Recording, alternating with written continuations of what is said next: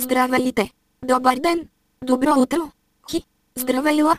Добър вечер! Ако сте попаднали в гаровата, добре дошли или по-скоро лека ви пръст. Мир на духа ви да почивате в мир. Амин!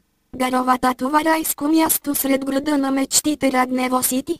Тази забравена от Бога и Господа земя, пълна с подобие на хора психопати, кривогледи, безмозъчни, изперкали и изкукали, накратко небрежни симпатяги. Територия на митични същества и млади майки без деца.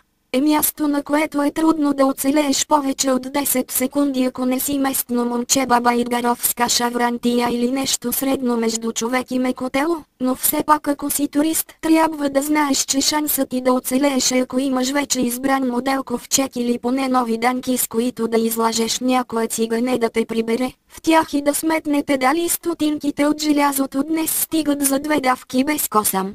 Друго спасение е да си фенче, маняче, газарче или накратко да си пристрастен към черната печка, мръсната съжда, човека, който нощем е невидим, или накратко 50 стинки. Тогава автоматично ти се активира спел трап хол картата и учо. Честито, вие сте спасени от ангела небесен. Супер човека. Свръхсилния плужик. Отрискания в кокоши изпражнения. Едва носещия се Жулиен.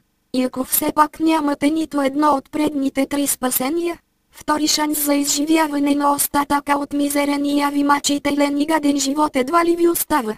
Историята помни един случай на избягалия от гаровата центърджия Киро, за който се говори, че е бил изнасилен, осъкътен, изтормозен, очукан, напълнен с сперма и ожулен, но сега имащ заведение, барче и топ крачмата на Раднево махле.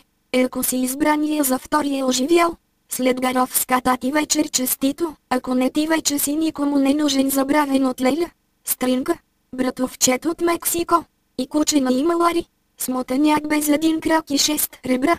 Това ви е достатъчно малки, сладки, пухкави 120 килограмови тюлени, наподобяващи разстройство, носещо се в морето и така напред. Науката е слънце. Ние сме гаровците. Ние сме легион. Ние убиваме.